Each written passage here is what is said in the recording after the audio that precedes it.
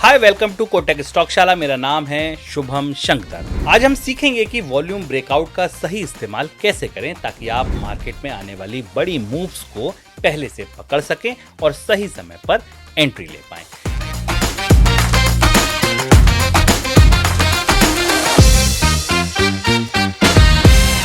Volume breakout क्या होता है, पहले ये समझिए। जब किसी स्टॉक का प्राइस अचानक सपोर्ट या रेजिस्टेंस लेवल को तोड़ता है और उस समय वॉल्यूम भी तेजी से बढ़ता है तो इसे वॉल्यूम ब्रेकआउट कहते हैं। ये संकेत देता है कि स्टॉक में बड़ा मूव आ सकता है, यानी बड़ा उछाल या गहरी गिरावट आ सकती है। वॉल्यूम ब्रेकआउट को पकड़ने के 3 बड़े नियम होते हैं। पहला, प्राइस और वॉल्यूम एक साथ बढ़े तो ब्रेकआउट मजबूत है। अगर स्टॉक का प्राइस किसी रेजिस्टेंस को तोड़कर ऊपर जाता है और उसी समय वॉल्यूम भी अचानक बढ़ जाता है तो ये एक अच्छा ब्रेकआउट माना जाता है। इसका मतलब ये माना जाता है कि बड़ी संख्या में निवेशक स्टॉक को खरीद रहे हैं, जो आगे प्राइस में तेजी का संकेत है। अब कम वॉल्यूम का ब्रेकआउट, इसे फॉल्स ब्रेकआउट कहते हैं। अगर प्राइस सपोर्ट रेजिस्टेंस को तोड़ता है लेकिन वॉल्यूम कम रहता है तो इसे फॉल्स ब्रेकआउट कहते हैं। इसका मतलब ये हो सकता है कि ब्रेकआउट टिकाऊ नहीं है और स्टॉक वापस अपने पुराने दायरे में आ सकता है। उदाहरण से इसे ऐसे समझिए कि 200 रुपए का स्टॉक था, 205 पर गया लेकिन वॉल्यूम में कोई खास बदलाव नहीं हुआ, तो ये संकेत है कि ये ब्रेकआउट फॉल्स है और प्राइस वापस उसी रेंज में आ सकता है। अब वॉल्यूम में स्पाइक से आप संभावित ब्रेकआउट का अंदाजा भी लगा सकते हैं, इसको भी समझिए।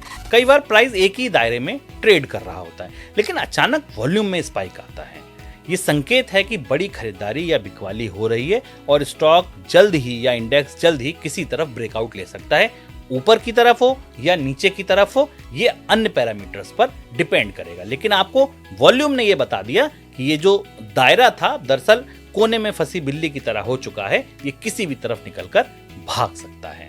तो आप, इसका मतलब ये है कि बड़ी पोजीशन के लिए तैयार हो जाइए और स्टॉक जल्द ही ब्रेकआउट दे सकता है। अब वॉल्यूम ब्रेकआउट को स्टेप बाय स्टेप समझिए कि कैसे काम कर सकते हैं। तो सबसे पहले तो स्टॉक को आइडेंटिफाई करें। ऐसे स्टॉक चुनें जो सपोर्ट और रेजिस्टेंस के पास ट्रेड कर रहे हो। फिर उनके वॉल्यूम्स पर नजर रखिए कि क्या वॉल्यूम में कोई स्पाइक आया।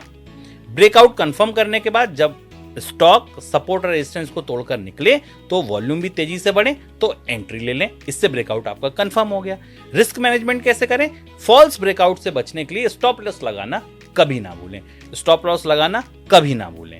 2 बार ये बात इसलिए कह रहा हूं क्योंकि ये सबसे जरूरी बात है ट्रेडिंग में। बिगनर्स के लिए वॉल्यूम ब्रेकआउट को हमेशा कैंडलस्टिक पैटर्न या सपोर्ट रेजिस्टेंस लेवल के साथ मिलाकर देखने की सलाह दी जाती है। सिर्फ वॉल्यूम स्पाइक देखकर ट्रेंड ना करें, ट्रेंड कंफर्म होना जरूरी है।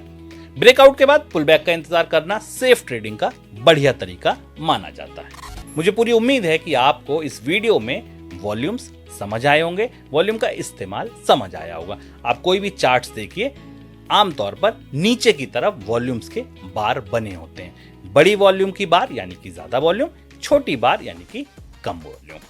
फिर मिलूंगा अगले वीडियो में। बने रहिए आप स्टॉकशाला। इस वीडियो में जुड़ने के लिए शुक्रिया। ऐसे ही और वीडियोस के लिए बने रहिए कोटक स्टॉकशाला के साथ।